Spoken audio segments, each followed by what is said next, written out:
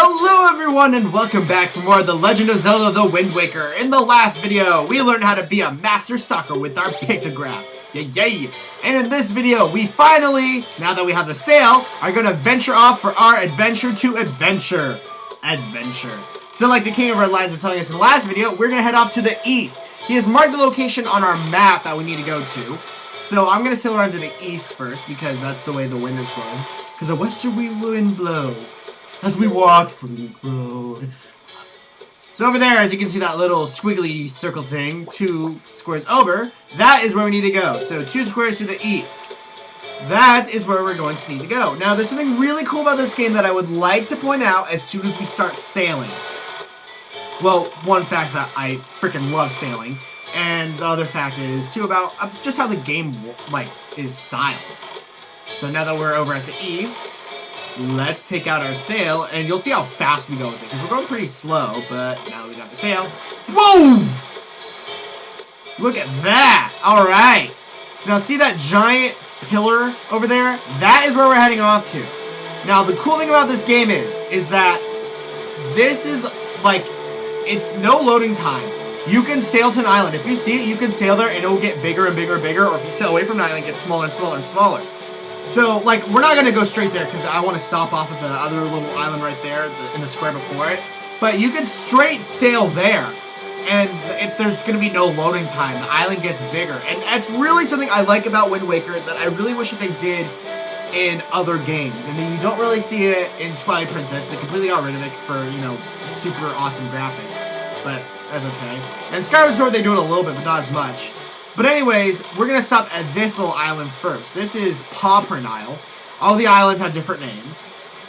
So we're going to stop at this island first because there are 2 things that I want to get here. One is over on that boat, but I want to get what's on the island first.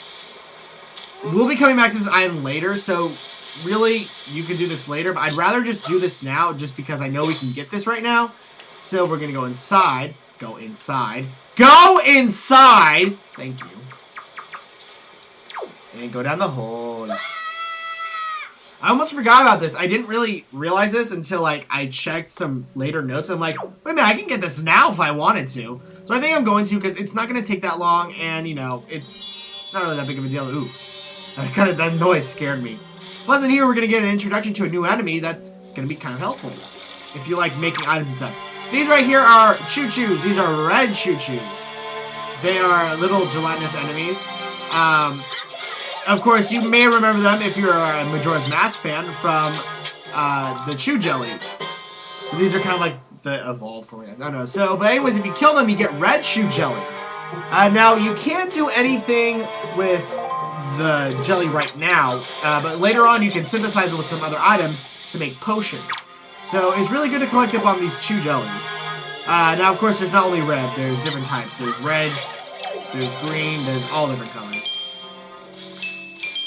And green rupee. I want some more jelly.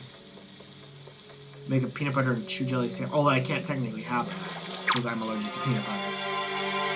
Make it Nutella and chew jelly sandwich. Yay. Yeah, because when I was little, I didn't have peanut butter jelly sandwiches. I had Nutella and jelly sandwiches. So yeah, in your face. Really, I need to get some help because apparently I'm dumb enough that I actually got hit.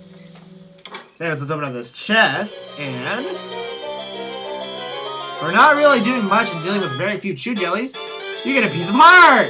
So a very easy piece of heart that you could get, and I would really recommend doing that. Now, there is another challenge that you could do on Windfall Island, that you could do for another piece of heart. I didn't do that, mainly because I suck at that challenge, and I don't really want to do it. But if you do, you can get 4 pieces of heart, and that way you can do the next dungeon with 4 heart containers, and that might be a little bit easier for you. But I'm so pro with this next dungeon, I can do it with 3 heart containers only. Besides, it's not like that the next dungeon we're going to find is really hard. It's super duper easy. And, high tide. So now that we've gotten that, let's get back on the King of Red Lions and go over to this little boat. These guys are called the Salvage Corps. And, whoa, stop. Little bit fast there, King of Red Lions. And let's talk to these guys. Because if we talk to them, we're going to get another collectible. Yeah! Mighty fine boat you got there, bub.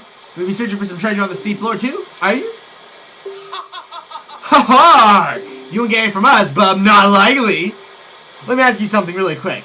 Who wanders around on a fishless sea? Retards. That's who. Only pirates, monsters, and treasure hunters like ourselves. And maybe some other things like that I've never heard of. Okay, what else? No, with all the weak island dwellers who never leave the shores, I'm amazed to see such a shiny little guy out here. I like your style, bub. I feel like I've known you my whole life. Maybe we have. So hey, bub. Tell you what, as one treasure hunter to another, I'll give you this. You'll definitely be needing this if you want to haul up treasure. I for some reason think that this is like an like he's related to Mido for some reason. I don't know why. What do we get? We get a treasure chart. Specifically, we get treasure chart for chart number 34. There are 41 treasure charts to get, and they each contain a different square that you can get. And I'll explain how it works. He's going to explain it, but I'd rather explain how it works. So the way you do is you press up on your map, and you get, if you hit Y, you can view all your treasure charts.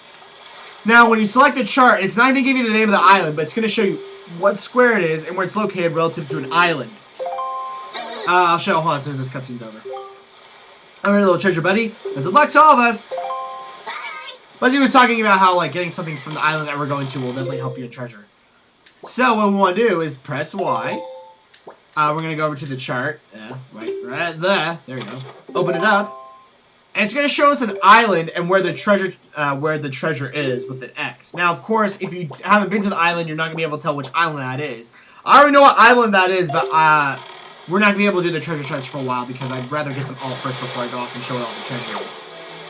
So anyways, let's continue on to that island over there.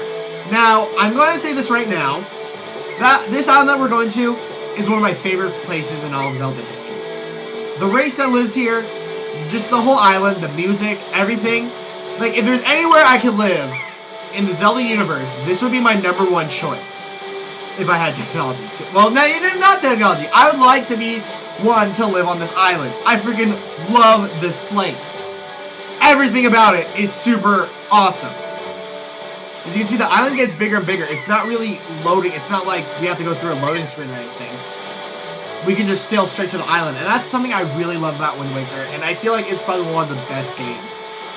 Plus, all the cell shading is really cool, too. I guess the cloud would, but that's okay. Let's do it. And we put the wheel on the sail because we're close enough. There, on the horizon. That is our destination, Blake. Dragon Roost Island.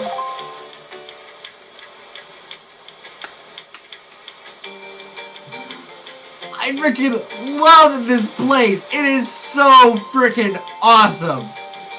I freaking love this place. High atop the island's peak lives the great spirit of the skies, a dragon by the name of Valu. I wonder if he's a relative of Volvagia from the first game. Who was going to see this dragon request a jewel from him called Din's Pearl. Oh. As the people of Rito tribe who inhabit this island ask them about how to see the dragon. Yes, the Ritos! I love the Rito! Wait, I almost forgot. Wait just a moment.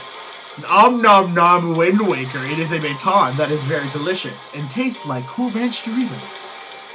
And, you know, it was used a long time ago to music to the gods. In those days, simply using it allowed one to borrow the power of the gods. I do not know if it still works. Where did you get that thing, anyway? Even so, I thought it might be of some use to you. Perhaps you should try using it. So now we get a lesson on how the Wind Waker, you know, title drop is. But first we're going to conduct it in 3/4 time. I don't know why we're getting this now, but okay, whatever. And it's going to teach us how to conduct, which is really easy. Of course, I always mess up this first part. See? Told you. Come on. Come on! I know, technically you're supposed to hold it down before it goes, but I'm trying to get right on it because I'm just that much of an a-hole. Next, now it's time for 4/4 time. Now we have to hold the left analog to the left, and that'll change the time signature, which I think is really cool, how they incorporate time signature.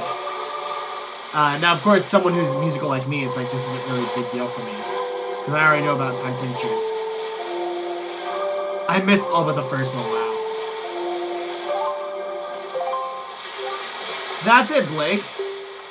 It was not bad for your first time using the Wind Waker. Not bad at all. That was pretty crappy, though. You can also conduct it with 6/4 time by tilting the left hand will stick to the right. What did we get? We got the Wind Waker! The title drop item. Lol.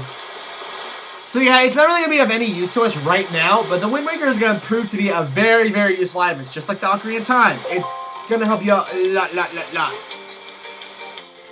Now, before we go explore the awesomeness of Dragon Roost Island, I want to go on Beetle's ship. Now, you probably saw Beetle's ship on Outside Island for the first time. Now, he's patrolling a lot of different islands, but I want to buy some stuff from him just because I want to kind of deplete my money, and also I want to just show him off. Oh, a customer! Welcome to Beetle's shop ship. Ship. Anything you don't need, if you do, show it to me. I'll pay you rubies for your trunk. Or do you need anything you like to buy? I'll pay rubies for you. Oh, yeah. So, there's some stuff that we need to buy. First thing you want to buy is this bait bag. You definitely want to buy this. And I love how there's like a little thing in it. What do we get? We got the bait bag. So now we have the spoils catch and the bait bag. Maybe this bait sofa. I don't know.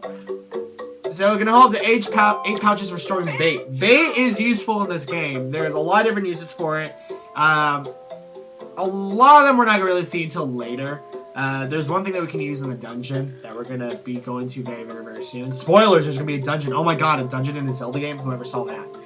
But, you know, bait isn't really used for much, but I'm still just going to buy some anyways because I want to. And of course, as he says, he's now making a membership card free. So the more stuff you buy, you save up more on your membership. And if you buy enough things, you get some goodies. So yeah, make sure to note that. Choose your baits back on these items. Thank you! I don't know, that's always funny. So I'm just going to buy 2 more of these things because I want to. But as I buy these things, I'm going to stop the video here now because there's going to be a lot to do in Dragon Roost Island. So, next time on The Legend of Zelda the Wind Waker, I'm sorry that really only in this video we've just done some sailing and buying some stuff at Beetle's ship. But next time, we will explore Dragon Roost Island, my favorite place in this game. I'll see you guys next time.